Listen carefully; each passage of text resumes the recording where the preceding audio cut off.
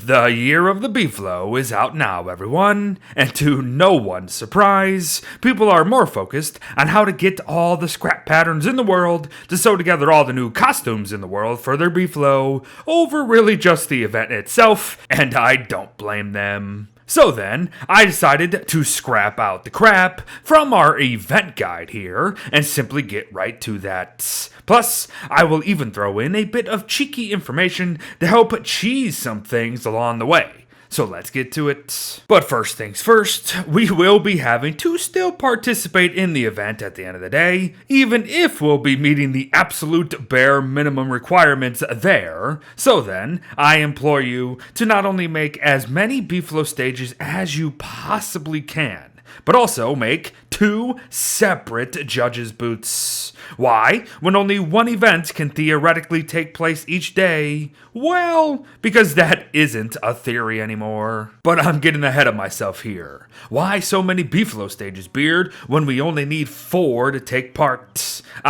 That's because the number of scrap patterns that the innkeeper actually throws out following an event corresponds to the total number of participating Beefalo. And you get the same even when you didn't win a dang thing, folks. Therefore, the more the merrier no matter what, and I was able to fit 17 stages into the judge's booth radius, as you can see here, without even trying hard to squeeze in more. So, be taking notes. Then, simply wait for an event to finish, and likely have a totally bogus outcome, because if you didn't know, you can enter a plain Beefalo and win like 9 out of 10 times anyways, and that 17 pieces of random scrap per all those Beefalo stages will be yours, even if you did absolutely nothing but sit around and wait. But yes, now I think you see where this is going, I bet. One aside, however, this event is really broken. And no, I don't just mean all the crashes that happened when it first came out. I just mean even now, things are kind of done broken everywhere. Seriously, as I said, a plain beef wins almost every time. But occasionally, it doesn't for some reason.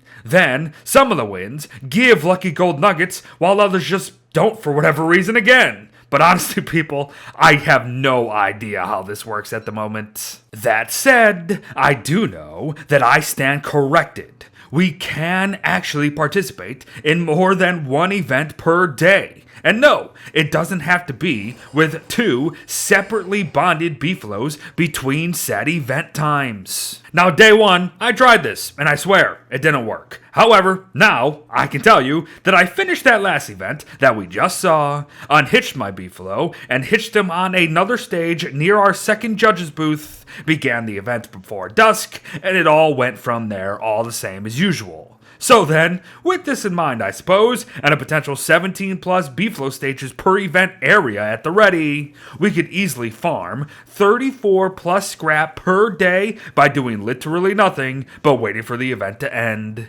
Marvelous. Now, 2 things that I'm sure some of you will be bringing up. Can we actually do 3 events per day if it's summer and we have a longer day? I don't know. Probably. I'll leave that to you to test. But the other thing is a question.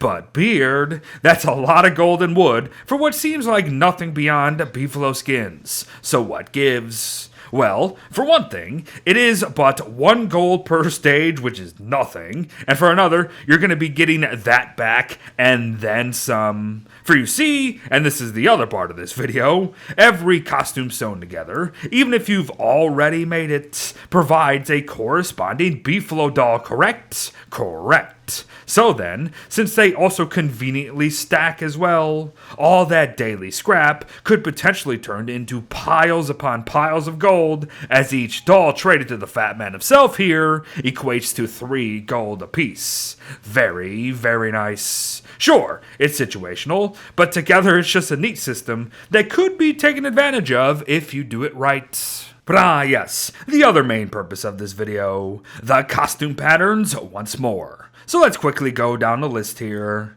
The Frostbitten Beefalo costume will require 2 fearsome scraps and 1 festive one within a sewing machine to create. The super colorful festive Beefalo costume will be in need of 3 festive scraps, which is both very obvious, but in the context of this video, a potential waste. But more on that in a bit. So now, the Lucky Beast costume requires one fearsome scrap pattern and two festive ones, yet another that might be a bit too much of one scrap, all things considered. But folks, next comes the one that doesn't, and is likely the one to be the most efficient when it comes to costume making for gold purposes. The Victorian Beefalo costume here. For you see, it costs one of each pattern scrap, so potentially it will allow for more costume dolls to be produced, which in turn means more gold per event taken part in.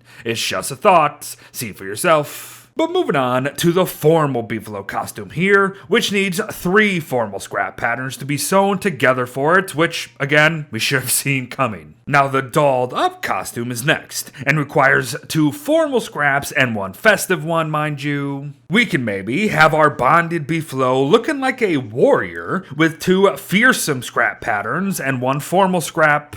The super cool looking, but overly expensive in context robot Beefalo costume requires 3 fearsome scraps to create. And last, but certainly not least, the lovely looking flowery Beefalo costume requires 2 festive scrap patterns and 1 formal scrap pattern to round out all the get-ups for the Year of the Beefalo events. Fun stuff, folks. I hope you're enjoying it. And there you have it, everyone. Sort of a follow-up video of sorts to not only clarify some things, but also present a possible method of using the Year of the Beefalo event for something that likely wasn't exactly intended for it. But I do hope this video was useful to some of you out there. But now, there may be some more to explore with the actual changes to Beefalo themselves following this event. So, if you guys would like to see something like that,